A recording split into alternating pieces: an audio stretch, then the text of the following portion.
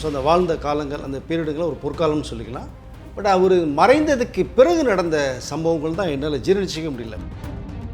எப்படி நடந்துக்கணும் அப்படிங்கிற ஒரு நாகரிகம் தெரியாமல் பாரதிராஜாவுடைய மகள் ஜனனி இருக்காங்க அப்படின்னா அது எப்படி சொல்கிறது?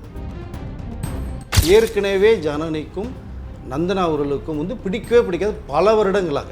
நந்தனா பார்த்தாலே உங்களுக்கு பிடிக்காது. பாரதிராஜா அவர்களும் கிட்டத்தட்ட மனோஜ் 40 மலேசியா போய் பிறகு கூட மனோஜ் 40 தான் அழுதானே வேறு. அதில் தான் இந்த மனோஜ் பறவையில் நான் நந்தனாவை பற்றியும் பார்க்கணும்னு சொல்லி இங்கே அப்போ அவரை பார்க்கணும் பேசும்போது தன்னைத்தானே ஒரு மாத்திரை சாப்பிடாமல் கொள்ளாமல் இனிமேல் நம்ம இருந்து என்ன பண்ண போகிறோம் அப்படிங்கிற அந்த ஒரு சிஎம் ஆஃபீஸ்லேருந்து கால் பண்ணி கேட்டதுக்கு அப்புறம் தான் இந்த மாதிரி சிஎம் இன்றைக்கி டெல்லி போகிற பயணம் இருக்குது, அதனால் நீங்கள் சொன்னீங்கன்னா உடனே பார்த்துட்டு போயிடுவாங்கன்னு சிஎம் ஆஃபீஸ்லேருந்து கால் பண்ணதுக்கு அப்புறம் தான் இவங்க அதை ஒத்துட்டே இருந்திருக்காங்க. எதனால் மறைக்கிறது? கிட்டத்தட்ட ஒரு 2 மணி நேரம் இதை மறைச்சிருக்காங்க. அது என்ன காரணமாக இருக்கும் சார்? எதுக்கு மறைக்கணும்?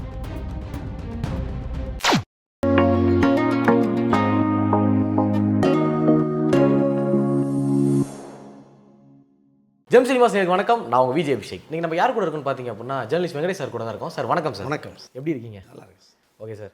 சார் அதாவது தமிழ் சினிமாவையே செட்டுக்குள்ளேருந்து வெளியே கூட்டு வந்த ஒரு பெரிய இயக்குனர் அப்படின்னு பார்த்தோம் அப்படின்னா பாரதிராஜா சார் தான். அந்த சாரோட இறப்பு ஒரு தமிழ் சினிமாவுக்கே ஒரு வருத்தத்தை தெரிவிச்சிருக்கு. ஒரு நல்ல ஆலோசகரை மிஸ் பண்ணிட்டோமோ அப்படின்னு சொல்லிட்டு ஒரு இயக்கங்களும் நினைப்பு இருக்குது. ஆனால் பாரதி சார் உடல் அங்கே இருக்கிறப்பவே அங்கே சில பிரச்சனைகள் எல்லாமே நடந்துச்சு. அவரோட மகளுக்கு அவர்களுக்கும் மருமகள் அவர்களுக்கும் என்ன பிரச்சனை? எதனால சார்? முதல்ல பாரதிராஜா அவர்களை பற்றி பேச பெருமைக்குரிய விஷயமாக தான் நான் நினைக்கிறேன். நான் மிகப்பெரிய லெஜண்ட். நீங்கள் சொன்னது மாதிரி தமிழ் திரையை தலைகளை திருப்பி போட்டார். ஆமாம், இதுதான் சினிமா அப்படின்னு சொல்லி தமிழ் திரையுலகத்தை கொண்டு போனார். அதுக்கு பிறகு அவரை ஃபாலோ பண்ணவங்க தான் நிறைய பேர் இருக்காங்க. பட் அப்படிப்பட்ட ஒரு மிக சிறந்த மனிதர். நம்ம நேரடியாக பத்திரிகைகள் இருக்கும்போது நிறைய விஷயங்கள் நம்ம பேசின அனுபவங்கள் நிறையா இருக்குது. அப்படி விட்ட மனிதர். ஸோ அந்த வாழ்ந்த காலங்கள் அந்த பீரியடுகளை ஒரு பொற்காலம்னு சொல்லிக்கலாம். பட் அவர் மறைந்ததுக்கு பிறகு நடந்த சம்பவங்கள் தான் என்னால் ஜீரணிச்சிக்க முடியல. இப்போ நீங்கள் சொன்னது மாதிரி, ஏன்னா ஒரு மனிதன் இறந்துட்டார். ஸோ இறுதி சடங்கு நடைபெற போகுது. இந்த இறுதி சடங்குல ஒரு மனிதனை நிம்மதியாக வழி அனுப்பிச்சு வைக்கணும். கண்டிப்பாக அதுதான் அந்த அவருடைய வீட்டில் இருக்கிறவங்களும் சுற்றுச்சூழலும் பண்ணக்கூடிய ஒரு விஷயம். பட் அங்கே ஒரு பிரச்சனையை ஜனனி அவர்கள் ஸ்டார்ட் பண்ணுறாங்க. மருமகளை இங்கே சென்னையில் பாரதிராஜா அவர்களை பார்ப்பதற்கு ஆசைப்படுறாங்க. அவங்க பக்கத்தில் இருந்து அவருக்கு வேண்டிய உதவிகளை பண்ண நினைக்கிறாங்க, பேத்தியில் நினைக்கிறாங்க. இங்கே உள்ள உடலை ஸோ நீலாங்கரை வீட்டில் உள்ள உடலை வெளில போய் சொல்லிட்டாங்க. இனிமேல் வரக்கூடாதுன்ற அளவுக்கு ஒரு ஸ்ட்ரிக்டாக இது பண்ண போது தான் இங்கே பிரச்சனை வரும்னு சொல்லிட்டு வராமல் நேராக இறுதி சடங்குக்கு நேராக வந்தாங்க.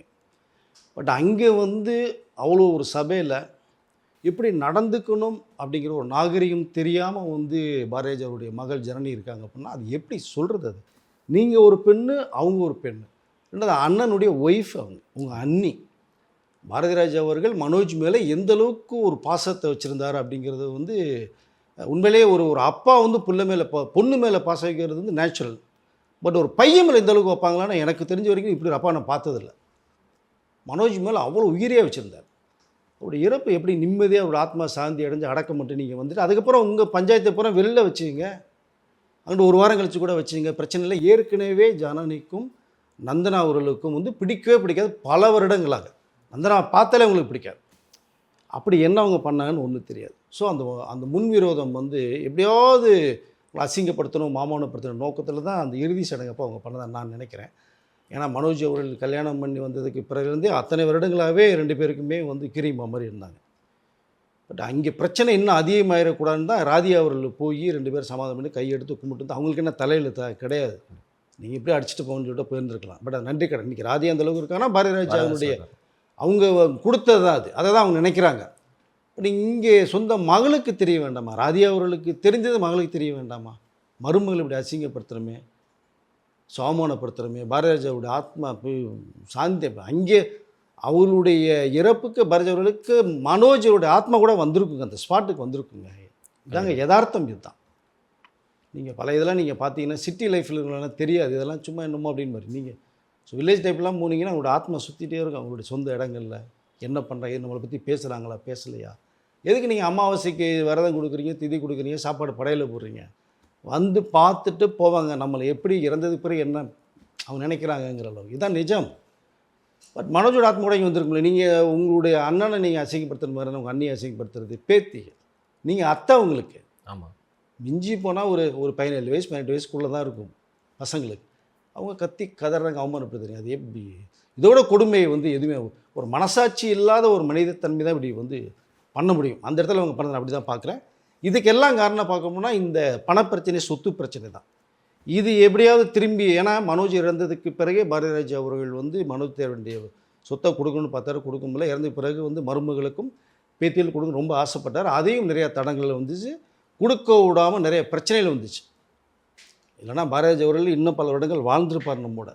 மனோஜ் இறப்புக்கு முன்னாடிலாம் நல்லா தான் இருந்தார், படங்கள் ஆக்ட் பண்ணிகிட்டு இருந்தார், எவ்வளோ படங்கள், நிம்மதியாக இருந்தார். இறப்புக்கு பிறகு தான் அவருக்கு அவரே கேள்விக்குறி வந்தது, மனசாட்சி கேள்விக்க ஆரம்பிச்சு.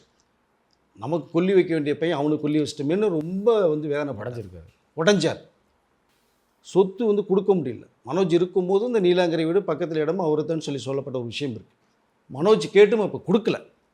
ஏன்னா இப்போ பண்ண ஏதாவது படங்கள் போய் பண்ணி வேஸ்ட் பண்ணிடக்கூடாதவன், ஒரு டைம் வரும்போது கொடுக்கலான்னு நினச்சார். அந்த டைம் வந்து ஒரு இறப்பாகி போச்சு மனோஜ்.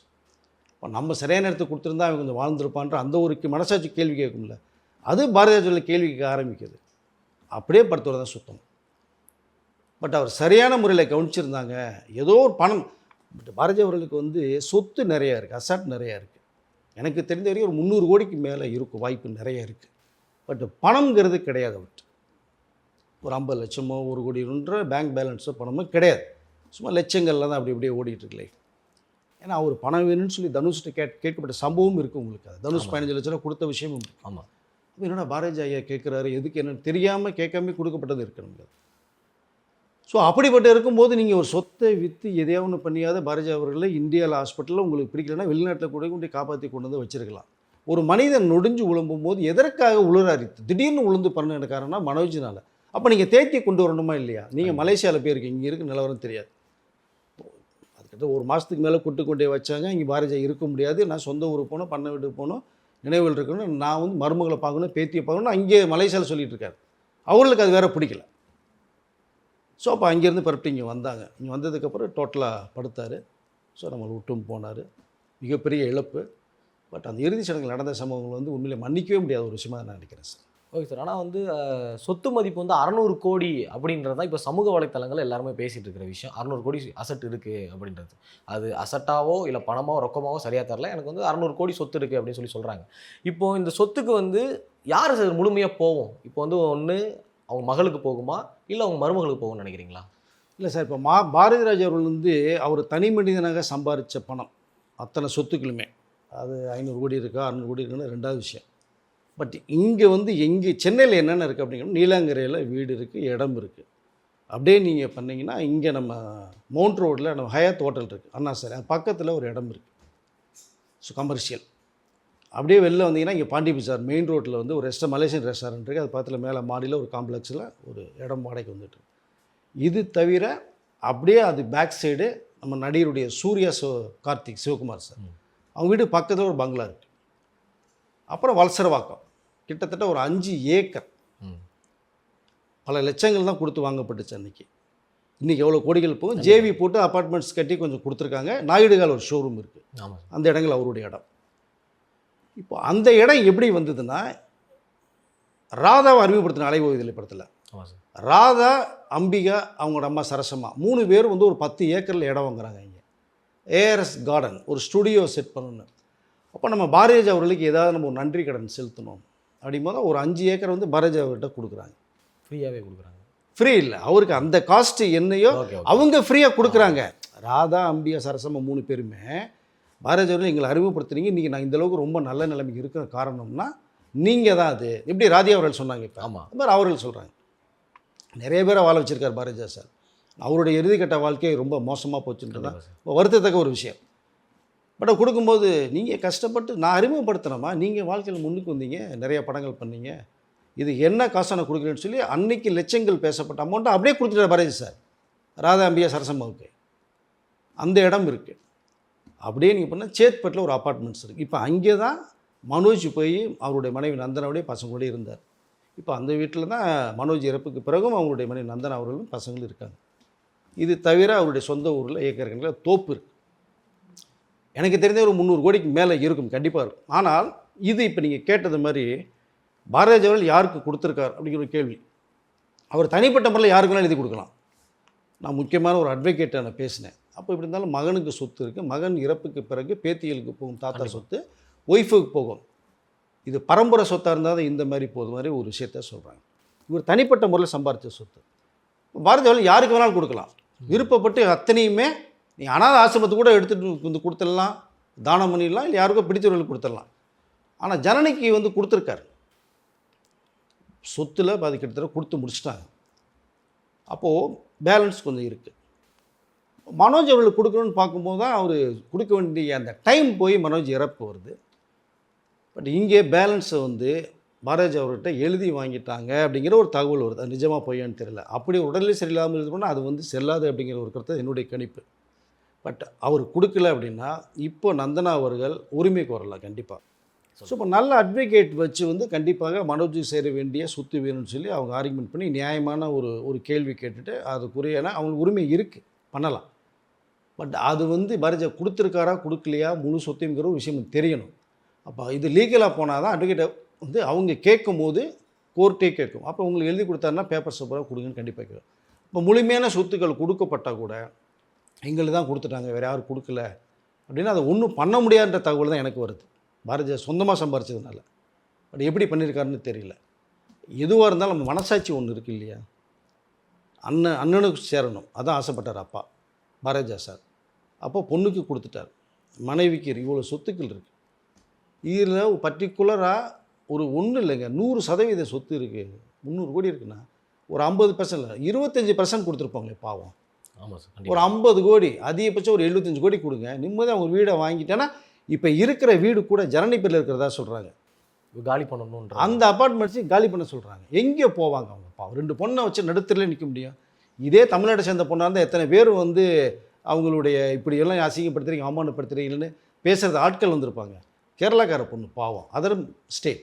இப்போ அங்கேருந்து வந்தவங்களும் தமிழ்நாட்டை தான் நம்ம வந்து அவங்களை வந்து வாழ வைக்கணும். கண்டிப்பாக நிம்மதியான வாழ்க்கை. 2008 மேரேஜ் ஆச்சு, இது வரைக்கும் சிறப்பாக தான் போய்ட்டுருக்காங்க. அது வரைக்கும் சினிமாவில் எதுவுமே வெப் சீரிஸ் சீரியல் சினிமா நடிக்கவே போலங்க. அவங்க 2002லேருந்து 2007 4 வருடங்கள் தான் நடித்தாங்க. ஒரு 7-8 படம் தான் பண்ணாங்க, தமிழ் 2 பண்ணியிருக்காங்க.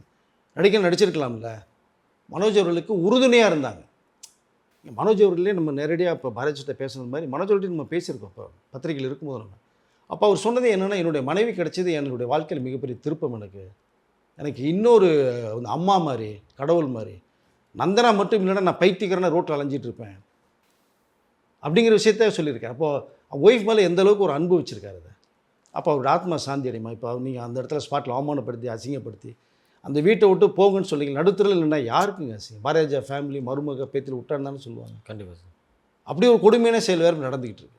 அதனால் இந்த சொத்து எப்படி கொடுத்துருக்காரு, கொடுக்கல, இன்னும் இருக்கா, முழுமையாக யாருக்கு எழுதி தரலையா, உயிர் எழுதி வச்சுருக்காரா? ஏன்னா உடல்நிலை சரியாக முன்னாடி தெளிவாக இருந்தாங்க, அதுக்கப்புறம் படுத்ததுக்கு பிறகு அவர் யாருக்குமே கொடுக்கல தகவல் தான் வருது. ஸோ அதனால் லீகலாக போய் என்ன எவ்வளோ இருக்குது இன்னும் என்னங்கிறது தெரிஞ்சுக்கிட்டால் கண்டிப்பாக மனோஜ் சேர வேண்டிய பணத்தை நீங்கள் கண்டிப்பாக கேட்டு நந்தனா அவர்கள் வாங்கலாங்கிறதா நமக்கு தெரிஞ்ச அட்வொகேட்டை பேசும்போது நம்ம சொன்ன தகவல் சார். Okay sir. இப்போ அதே மாதிரி சார், இப்போ கிட்டத்தட்ட 300 கோடி டு 600 கோடி இந்த அளவுக்குள்ள தான் சொத்து மதிப்பு வந்து பாரதிராஜா சார் இருக்குது. இப்போ என்னோட சந்தேகங்கள் வந்து என்னவா இருக்குது அப்படின்னா, பாரதி சாருக்கு உடம்பு சார் முடி இல்லாமல் தான் மறுபடியும் வீட்டுக்கு வந்து இங்கே ஒரு வீட்டிலேயே இருந்து அவங்களோட ஹெல்த்தை பார்த்துட்டு இருந்தாங்க. ஒரு நர்ஸோ இல்லை ஒரு டாக்டரோ பர்சனலாகவே அவங்க வச்சுருந்துருக்கலாம். இதையும் அவங்க பண்ணலை. ஒருவேளை தன் மகன் இறந்ததுனால இந்த இறப்பை வந்து அவரே ஏற்றுக்கிட்டாரா? இல்லை, நீங்கள் சொல்கிறது மாதிரி எனக்கு ஒரு சம்பவம் ஞாபகம் வருது. சில கேரக்டர்ஸ் என்ன பண்ணுவாங்கன்னா, ஏஜ் ஆனதுக்கு பிறகு நம்ம வந்து ஃபேமிலி சிரமமாக இருக்குமோன்னு சொல்லிட்டு தன்னைத்தானே வந்து ஏன்னா அவங்க வெளியிலையும் போக முடியாது. பாரதியார் சார் நடக்கவே முடியல. ஆமாம். மனோஜ் அவருடைய இறப்பு கூட எப்படி வந்தாருங்கிறது தெரியும், கத்தி கதர்னான்னு தெரியும். ஸோ அப்போ இவரால் படுத்து கடைசியாக ராதியா அவர்களை தான் போய் பார்த்து வந்தாங்க. அப்போ அந்த கோலத்தை பார்க்க முடியல, நம்மளுக்கு கொடுமையாக இருந்துச்சு. கண்டிப்பாக இவ்வளோ கணீர் வாய்ஸ், எப்படி ஸ்பீடாக நடந்த ஒரு உருண்டெல்லாம் நடிப்பு சொல்லி தருவார். நான் கன்னட பார்த்தவன். அப்படிப்பட்ட ஒரு பாரதியாவை சேரில் உட்காந்து அவர் பேசுகிறத பார்க்கவே முடியல என்னால். ஸோ அப்போ தன்னைத்தானே வருத்திக்கிட்டேன். ஏன்னா அவர் வந்து ஹார்ட் ஃபெயிலியர் ஆனதுக்கு அப்புறமேல் பார்த்தீங்கன்னா அதுக்குள்ளே ட்ரீட்மெண்ட் எடுத்துகிட்டு இருந்தார். டேப்லெட் கூட பல வருடங்களாக சாப்பிட்லையா அவர். மனோஜ் இருப்பவரை சுத்தமாக விட்டார் போல் இருக்கு. இப்போ நமக்கு வேண்டிப்படும் கூட பார்த்தீங்கன்னா கிட்டத்தட்ட ஒரு 95 years old வந்து அவங்க நம்மனால் வந்து பசங்களுக்கு பொண்ணுங்களுக்கு சிரமமாகுது, நம்மளை பார்க்குறதுக்குனே ஒருத்தர் தேவைப்படுதுன்னு சொல்லி 1 மாதமாக 3 வேளை சாப்பிடாமே இருந்து இறந்து போனவர் இருக்காங்க. அவங்களே வருத்திக்கிட்டு பாரதிராஜா அவர்களும் கிட்டத்தட்ட மனோஜ் 40 மலேசியா போய் பிறகு கூட மனோஜ் 40 தான் அழுதானே வேறு. அதில் தான் இந்த மனோஜ் பார்வையில் நான் நந்தனாவையும் பேத்திகளும் பார்க்கணும்னு சொல்லி இங்கே வந்தது. அப்போ அவரை பார்க்கணும் பேசும்போது தன்னைத்தானே ஒரு மாத்திரை சாப்பிடாம கொள்ளாமல் இனிமேல் நம்ம இருந்து என்ன பண்ண போகிறோம் அப்படிங்கிற அந்த ஒரு எண்ணம் ஒரு மனசில் உருவாகி இருக்கலாம். அதுதான் காப்பாற்றணுச்சா காப்பாற்றிருக்காங்க முன்னாடி சொன்னேன் நான். ஒரு இடத்த விற்று கூட நீ வெளிநாட்டில் கொண்டு வச்சு காப்பாற்றி கொண்டுருக்கலாம். கண்டிப்பாக இன்னும் ஒரு 10 வருடங்கள் மனுஷன் நிம்மதியாக இருந்திருப்பார். அது நீ ஃபேமிலி தான் ஆறுதல் கொடுத்துருக்கணும். அதை டோட்டலாக விட்டுட்டாங்க. யாருமே இல்லை. ஒரு பீரியடுக்கு அப்புறம் பாரதிஜா தனிமையில் இருந்தார். அவங்க மனைவி வந்து டீனர் பங்களா சொன்னேன் இல்லையா, சூரிய வீட்டு அங்கே வந்து தனியாக இருந்துட்டாங்க. பொண்ணு மலேசியாவில் இருக்கு. மருமகள் சேட்பேட்டா. எஸ், பிரச்சனை ஓடுதுங்க. மருமகளை உள்ளே விடலைங்க, பேத்தியிலையும் மருமகளையும். வந்தால் எங்கே அப்பா அவங்க மேலே ரொம்ப வந்து அஃபெக்ஷன் வச்சுருவார், சுத்த குடுன்னு சொல்லுவார்னு சொல்லி பிரச்சனை நிறைய கிளம்புது. தனிமையில் கஷ்டப்பட்டார். மனோஜ் இறந்ததுக்கு பிறகு வந்து ஹோம் நர்ஸ்லாம் வச்சு பார்த்தாங்க, சில அசிஸ்டன்ஸ்லாம் வச்சு பார்த்த சம்பவங்கள் இருக்குது. இங்கே தொடர்ச்சியாக முழுமையாக அதுதான் ஒரு கங்கை மரம் வந்து பிளாஸ்ட் ஆனது. அனாதையாக விட்டு போயிட்டீங்களா எல்லா பேரும் அப்படின்னு சொல்லி கத்துனது ரீசன் அது ஒன்று. பட் ஒரு பக்கம் நேம் மறந்த விட நண்பர்கள் வந்து நீங்கள் அவங்க தான் விட்டுட்டு போயிட்டாங்கல்ல. நண்பர்கள் நீங்கள் எல்லாம் ஒன்றா சுற்றுனவங்களாச்சே. கண்டிப்பாக 75 வந்து சுற்றுனவங்க சென்னையில் வாழ்க்கையை புழப்ப தேடி. இப்போ நீங்கள் அவரை போய் என்ன நிலைமையில் இருக்காது, ஏன் பாரதியை விட்டு போயிட்டீங்க? அவர் ட்ரீட்மெண்ட் எடுக்கணும், வாங்க ஏதோ ஒரு இடத்த குடும்பத்தை ஒன்று சேர்க்கக்கூடிய முயற்சி எதுவும் பண்ணி வச்சிருக்கணும். அவன் நண்பர்கள் காப்பாற்றி எத்தனை பேர் நண்பர்கள் காப்பாற்றுறாங்க. இப்போ ஜெயம் ரவியை கார்த்திக் காப்பாற்றலையா, ஸ்ரீயை வந்து லோகேஷ் கண்ணத்தை காப்பாற்றி கொண்டு வரலையா? ஆமாம் சார். எவ்வளோ விஷயங்கள் இருக்குது. நட்புக்கு அவர்கள் 10 பேர் இருக்காங்க. நீங்கள் நட்புன்னா நீங்கள் ஆரம்பத்தில் ஒன்றா சுற்றுனீங்க, ஏன் அதை நீங்கள் பண்ணலை? இப்போ போய் கேள்வி கேட்டு என்ன பண்ண முடியும் நம்ம? பட் இங்கே வந்து பாரதியாவை காப்பாற்றிருக்கலாம், ஆனால் எல்லாம் வந்து விட்டுட்டாங்க அப்படின்னு தான் சொல்ல முடியும் நம்ம. பட் அவருக்கு அவரே வந்து தன்னை வருத்திக்கிட்டாராங்கிற ஒரு கேள்வியும் வருது. நீங்கள் அதான் கேட்குறீங்க. அப்படின்னு இருக்கிறது ஒரு சந்தர்ப்பங்கள் கண்டிப்பாக இருக்குன்னு தான் நான் நினைக்கிறேன். Okay sir. அதே மாதிரி இன்னொரு சந்தேகங்கள் என்ன அப்படின்னா, பாரதிராஜா சார் வந்து விடிய காலையில் ஒரு 4:30 மணி அளவில் வந்து உயிரிழந்துட்டாங்க அப்படின்னு சொல்லி, அதுவும் ரத்த வாந்தி எடுத்து இறந்துட்டாங்க அப்படின்னு சொல்லி தான் நியூஸ் இருக்குது. ஆனால் வந்து கிட்டத்தட்ட ஒரு 6:30 மணி வரைக்குமே வந்து பாரதி சார் இறக்கலை அப்படின்னு சொல்லி உறவினர்கள் வந்து அதை சமாளிச்சிட்டு இருக்காங்க. அதுக்கப்புறம் சிஎம் ஆஃபீஸ்லேருந்து கால் பண்ணி கேட்டதுக்கு அப்புறம் தான் இந்த மாதிரி சிஎம் வந்து இன்றைக்கி டெல்லி போகிற பயணம் இருக்குது, அதனால் நீங்கள் சொன்னீங்கன்னா வந்து உடனே பார்த்துட்டு போயிடுவாங்கன்னு சிஎம் ஆஃபீஸ்லேருந்து கால் பண்ணதுக்கு அப்புறம் தான் இவங்க அதை ஒத்துட்டே இருந்திருக்காங்க. எதனால் மறைக்கிறது? கிட்டத்தட்ட ஒரு 2 மணி நேரம் இதை மறைச்சிருக்காங்க. அது என்ன காரணமாக இருக்கும் சார்? எதுக்கு மறைக்கணும்? இல்லது தான் நீங்கள் சொல்லுங்கள். அதிகாலையிலே இறந்துட்டார் பாரதிராஜா சார். வந்து அப்போயே உயிர் போயிடுச்சு. அவருக்கு யாரும் டிக்ளேர் பண்ணலை. எனக்கு தெரிந்த வரைக்கும் ஒரு 6:30 வரைக்குமே டிக்ளேர் பண்ணுற தகவல் தான் வந்தது. பட் எதை நோக்கி அவங்க பண்ணாங்கிறது தெரியல. நீ ஒரு விஷயத்தை வந்து தகவல் சொல்லிடணும். பட் அவங்க ஒரு தரப்பு என்ன செய்யணும்னா, கூட்டம் நிறைய வந்து சேர்ந்துடும், அதை கொஞ்சம் காலதாமதப்படுத்தி சொல்லலாம். ஏன்னா தமிழக முதலமைச்சருடைய பக்கத்து வீடு, அங்கே வந்து போலீஸ் நிறைய பேர் இருக்காங்க. ஆமாம், இந்த தகவல்லாம் போதும் அவங்களுக்கு. இப்படி ஒரு தகவல் வருது போகணுன்னு தான் விஜய் அவர்களுக்கு தகவல் உடனடியாக முதலமைச்சர் அவர்களுக்கு போய் டெல்லி போகிறதுக்கு முன்னாடி போய் அந்த மரியாதையை செலுத்திட்டு அரசு முறையோடு அடக்கம் செய்யணும்னு சொல்லி எல்லாத்தையும் காவல்துறைக்கெல்லாம் ஒரு விஷயத்தை சொல்லி ராதி அவர்களை கூட வந்து அவங்களோட அழுகை கட்டுப்படுத்த அவர்களை வந்து இந்த தட்டி கொடுத்து போன விஷயம் உண்டு. ஆமாம். பட் இங்கே வந்து எனக்கு தெரிஞ்சு ஒரு 7 மணிக்கு மேலே தான் தகவலே வெளில வருது, பாரதி அவர்கள் இறந்துட்டாங்கிறது. அந்த கிட்டத்தட்ட 2-2.5 மணி நேரம் வந்து ஏன் சொல்லலைங்கிறது தெரியல. பட் இங்கே என்னென்னா இன்னொரு விஷயம் சொல்லிக்கிறேன். ப்ரெஸ் மீடியா ஒரு 8 மணிக்கெலாம் தகவல் போயிட்டு ஒரு 9 மணிக்கெலாம் எல்லா பேரும் வந்துட்டாங்க. ஆமாம், கூட்டம் சேர ஆரம்பிச்சிருச்சு. ப்ரெஸ் மீடியாவில் உள்ள யாருமே விடலை. பாரதி அவருடைய அந்த பாக்ஸில் வச்சுருந்தாங்க இல்லையா, அந்த இடத்துக்கு ஸ்பாட்டில் யாரும் விடலை. ப்ரெஸ் மீடியா உள்ளே வந்துட்டாங்க. ஆனால் சுற்று வட்டாரம் உறவுகள்லாம் எல்லாம் வந்து உள்ளே வரக்கூடாது, நீங்கள் வெளியில் உங்களுக்கு ஸ்பேஸில் நீங்கள் இருங்க, இங்கே வந்து நீங்கள் கவரேஜ் பண்ணி பண்ணணும், வேணும் நெக்ஸ்ட் வேணால் இப்போ எங்களுக்கே ஒரு மாதிரி சோகத்தில் இருக்கோம் அப்படின்னு சொல்லி ப்ரெஸ்ஸை பூரா ஒரு 1/2 மணி நேரம் ஆர்கியூமெண்ட் பண்ணுது. நாங்கள் பாரதி சாருடைய இறுதி சடங்கு நடக்கிறதுக்கு நாங்கள் ஃபோக்கஸ் பண்ணுவோம், செய்தியில் மக்களுக்கு நம்ம சொல்லுவோம் அப்படின்னு சொல்லி அவங்க உள்ளே வர்றாங்க. வலுக்கட்டாயமாக எல்லா பேருமே கொண்டு போய் வெளியில் விட்டாங்க, உள்ளுக்குள்ளே வரலை. ஆனால் இந்த மக்களை 9 மணிக்கு கூட்டம் வர கேமரா ஸ்டாண்ட் எடுத்துகிட்டு போனதானே நீங்கள் மீடியான்னு தெரியும்னு சொல்லி நார்மல் பீப்புள்ஸாக மொபைல் வச்சுட்டு எடுத்துகிட்டு உள்ளே போய் தான் கங்கை மரன் பிரச்சனை பண்ணாங்க இல்லையா, அதில் வந்து மொபைலில் ஷூட் பண்ண ஒரு விஷயம் அது. ஆமாம், மொபைலில் ஷூட் பண்ணி 5 நிமிஷத்துலேயே வெளில வந்துருச்சு. அங்கே இருக்கிற எல்லாமே பார்க்க ஆரம்பிச்சிட்டாங்க. அப்போ அந்த செய்தி கூட மொபைல் மூலமாக வந்தது தான், அது உள்ளே விடலை. அப்போ இந்த 2.5 மணி நேரம் வந்து ஏன் அவங்க தகவலை வந்து வெளியில் சொல்லலைங்கிற ஒரு விஷயம் புரியல நமக்கு அதை. பட் 9 மணிக்கு மேலே தான் சேர்ந்து கூட்டம் வந்து அந்த லாஸ்ட் எல்லாத்தையுமே வந்து தெரிய வந்தது செய்தி.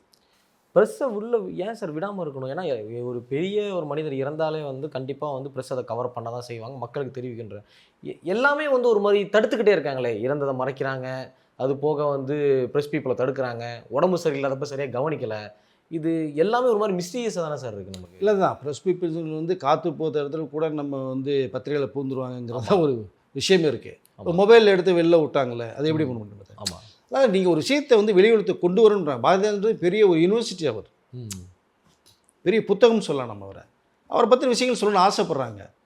பட் இளையராஜா அவர்கிட்ட கூட நீங்கள் பேட்டி எடுத்துகிட்டு போகும்போது கேள்விக்கும் போது அவர் பதில் சொல்லாமல் போனாங்க, இந்த இடத்துல இருந்து சொல்லி.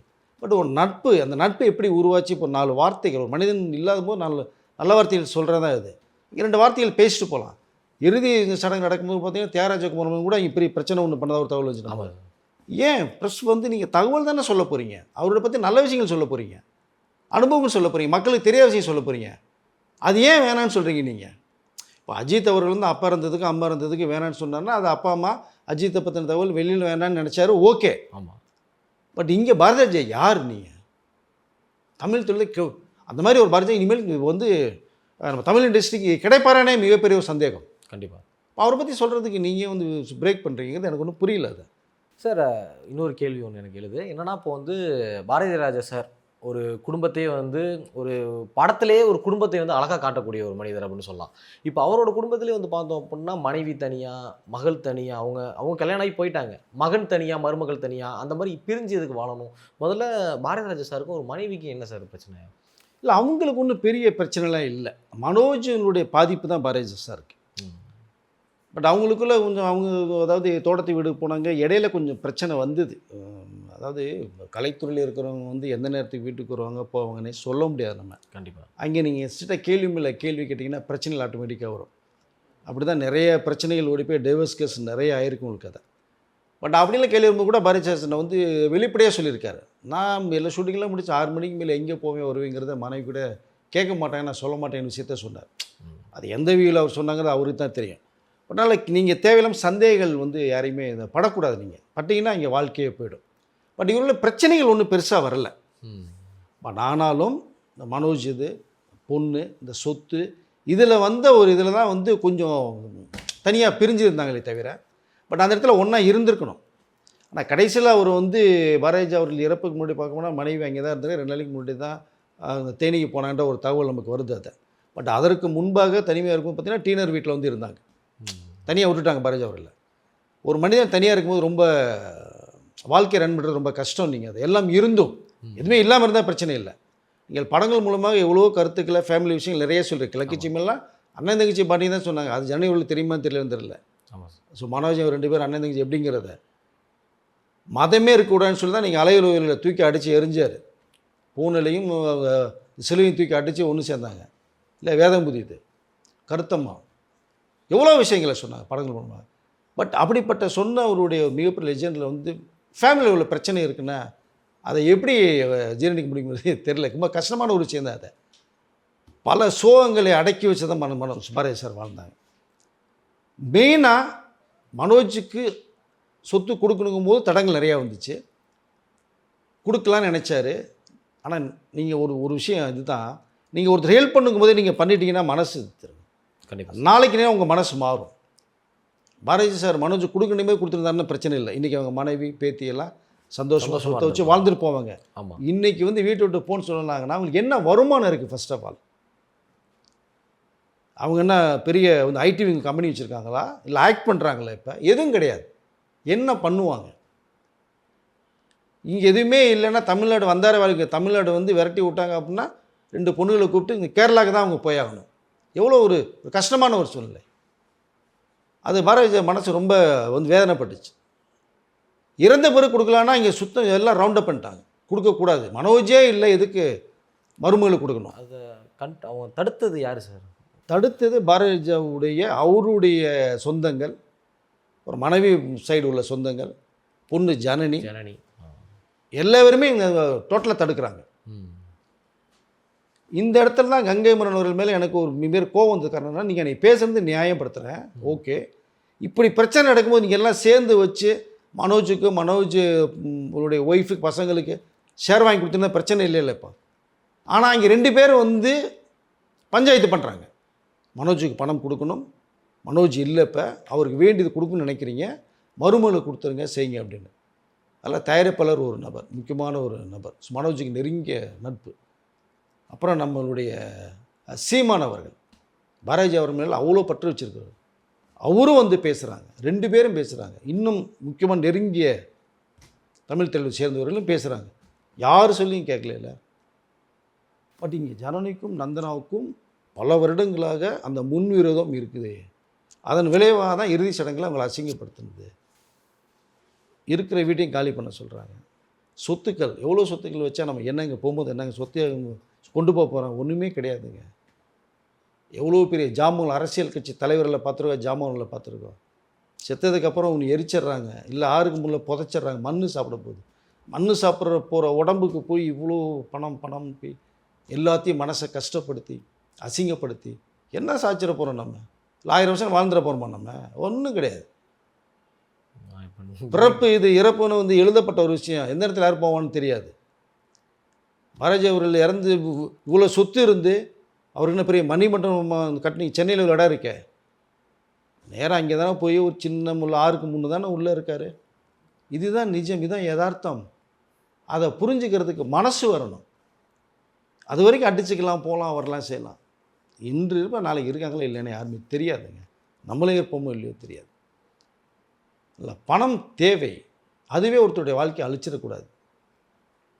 சொல்லலை, பாரதி அவர்களுடைய இவ்வளோ இருந்தும் தயவுசெய்து அவங்களுடைய மருமகளுக்கும் பேத்திகளுக்கும் பாரதி கொடுன்னு ஆசைப்பட்டார். அவங்க 2 பேருடைய ஆத்மா சாந்தி அடையணும் அப்படின்னா நீங்கள் ஏதாவது ஒன்று கொடுத்து அண்ணன் ஒய்ஃப்னு நினச்சிங்க, பாரதி அவருடைய மிஸ்ஸஸ் தன்னுடைய மருமகன்னு நினச்சிங்க. நான் பாரதி அவர்கள் நந்தனாவை மகள்னு தான் சொன்னார். எனக்கு மூத்த பொண்ணு நந்தனான்னு தான் சொன்னார். ஸோ 2 பேத்தி இருக்காங்க, கொடுத்துருங்க, நிம்மதியாக வாழ்ந்துட்டு போட்டோம்.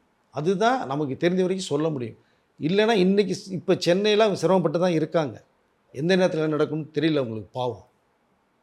நமக்கே இவ்வளோ வந்து வருத்தம் இருக்குது, ஆதங்கம் இருக்குன்னா பாதிக்கப்பட்டவர்கள் வந்து நைட் தூங்குறாங்களா சாப்பிட்றாங்களேனே தெரியாது. கண்டிப்பாக இருக்கும். 2 பசங்கன்னா கூட பரவாயில்ல, இங்கே பொழைச்சிக்கு போகணும். நம்ம கேப்டன் விஜயன் சொன்ன மாதிரி ரிக்ஷா ஓட்டி கூட பொழைச்சிட்டு போவோம் பசங்க, சொத்து செய்ய வேண்டிய அவசியம் இல்லைன்னு சொன்னாங்க. 2 பொண்ணு இவங்களுக்கு. ஜனனிக்காவது 2 பசங்க இருக்காங்க, பையன் இருக்காங்க, இவங்களுக்கு பொண்ணு. அதனால் நம்ம வந்து நமக்குன்னு ஒரு மனசாட்சி இருக்குது. கண்டிப்பாக சார். கண்டிப்பாக அந்த பாவங்கள் யாரும் சேர்க்க வேணாம். கர்மா நம்மளை விடாது, துரத்த தான் செய்யும். அப்புறம் இந்த கர்மா வேலை செய்யச்சா என்ன பண்ணுவீங்க? நீங்கள் ஒன்றுமே பண்ண முடியாது.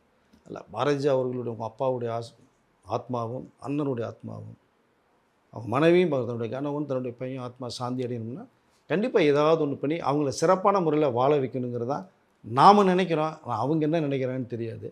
பட் நந்தனா அவர்கள் லீகலாக வந்து ஒரு அட்வொகேட்டை வச்சு ட்ராவல் பண்ணி எங்கள் ஹஸ்பண்டுக்கு வர வேண்டிய என்ன வரணுமோ அதை நீங்கள் வாங்கி கொடுங்க அப்படின்னு சொன்னால் கண்டிப்பாக அதுக்கு ஒரு தீர்வு கிடைக்குங்கிறது தான் நான் நினைக்கிறேன். அது அவர்கள் தான் முயற்சி பண்ணணும். கண்டிப்பாக சார். நம்ம பேசுனது அட்வொகேட்டை பேசின விஷயங்கள்லாம் சொன்னதை நம்ம ஷேர் பண்ணியிருக்கோம். கண்டிப்பாக நந்தனா அதை பார்த்தாங்க அப்படின்னா நீங்கள் ஒரு அட்வொகேட்டை வச்சு ட்ராவல் பண்ணுங்கள். கண்டிப்பாக ஒரு நியாயமான முறையில் இருக்கும். பாரதி சொந்தமாக சம்பாரித்த பணம் தான், முழுமையாக யாருக்கும் கண்டிப்பாக கொடுத்துருக்க மாட்டார். அப்படி ஒரு ஆளாக ஒருத்தருக்கு மட்டும் கொடுத்துட்டு மனது கொடுக்க வேண்டிய இல்லைன்னு நினைக்கக்கூடிய ஆள் கிடையாது. ஒரு பார்ட்டு கொடுத்தாலும் ஒரு பார்ட்டு இருக்கும்.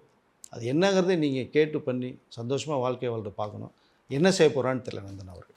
நீங்கள் சொல்கிறதெல்லாம் வச்சு பார்க்குறப்போ எனக்கு வந்து பாரதி ராஜா சார் வந்து தன் வாழ்க்கையில் தன் குடும்பத்தில் நடக்காதெல்லாம் அவங்க படமாக எடுத்திருப்பாங்களோ அப்படின்னு சொல்லி எனக்கு ஒரு தோணுது சார்.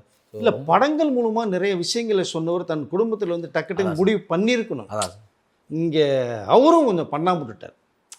நீங்கள் ஒரு பையன் நீ கொடுக்குற சொத்தை கொடுத்துருங்க, அவங்க அழிக்கிறாங்க காப்பாற்றாங்க 2வது விஷயம். மனோஜ் அப்படிப்பட்ட ஆளும் கிடையாது. தன்னோட கடமை முடிஞ்சது மாதிரி இருக்கும்ல. இந்த இன்றைக்கி கேள்விக்கு மனசாட்சி கேள்வி கேட்டுகிட்டே இருந்து தானே நீங்கள் படுத்த படுக்கை ஆனீங்க. ஆமாம் சார். 1.25 வருஷம் 2025 மார்ச்சில் இறந்தார் மனோஜ். 2026 ஜூன் மாதம் நீங்கள் இறந்துட்டீங்க. மிஞ்சி போனால் ஒரு 15-16 மாதம்தான் கேள்வி கேட்டே இருந்திருக்கும் மனசாட்சி. அதுதான் பாரதியா சார் நம்ம விட்டு போனது காரணமே. பட் மனோஜ் கொடுத்துருந்தா பொண்டாட்டி பிள்ளையை கொடுத்துருப்பார். ஏன்னா மனோஜ் சொன்னதே வந்து எனக்கு கிடைத்த தேவதை என்னுடைய மனைவி, அந்த நந்தனா இல்லைன்னா நான் இன்னும் பைத்தியம் நான் அலைஞ்சிட்ருப்பேன், ரோடாக அலைஞ்சிட்ருப்பேன் அப்படின்னு சொன்னவர் வந்து அந்த பணத்தை என்ன பண்ணியிருப்பார்? மனைவி கொடுத்துருப்பார், தன்னுடைய பசங்களுக்கு கொடுத்துருப்பார். ஸோ அதை செய்யாமல் விட்டார். இல்லை, இனிமேல் வரக்கூடியவர்களாவது இந்த மாதிரி சம்பவம் வந்து எல்லாத்தையும் எடுத்துக்காட்டாக வச்சுங்க. பாரதி அவங்களுடைய ஃபேமிலி படங்கள் 1000 விஷயத்தை சொன்னவர் நிஜத்தில் கோட்டை விட்டார். பட் இது மாதிரி இருக்கிற நிறைய ஃபேமிலிஸ் இருக்காங்க. அவங்களுக்கு வந்து பாரதி சார் வந்து ஒரு எடுத்துக்காட்டாக இருக்கலாம். நீங்கள் செய்யணும்னு நினைக்கிறப்ப யாருக்கு செய்யணுமோ செஞ்சுருங்க. உங்கள் பசங்களுக்கா, ஒய்ஃபுக்கா, இல்லை உங்கள் அண்ணன் தம்பிக்கா, கூட வந்து அக்கா தங்கச்சிக்கா என்ன செய்யணும் ஒரு பார்ட் உங்கள் பசங்களுக்கு, முக்கியமாக ஒய்ஃபுக்கு பசங்களுக்கும் பண்ணுங்கள். அது போக மற்ற உடன்பிறப்புகளுக்கு நீங்கள் பண்ணுங்கள். அப்படிங்கிறது பாரதி சார் வந்து ஒரு பாடமாக இன்றைக்கி இருக்கார். கண்டிப்பாக சார். இது வந்து கண்டிப்பாக மனோஜ் அவரோட ஒய்ஃபுக்கு வந்து சாதகமாக வரணும்னு சொல்லிட்டு நம்ம நினைக்கிறோம், மனசாட்சி நினைக்குது. கண்டிப்பாக. கேட்ட கேள்விகளை சூப்பராக பதில் சொன்னீங்க சார். நன்றி சார். நன்றி.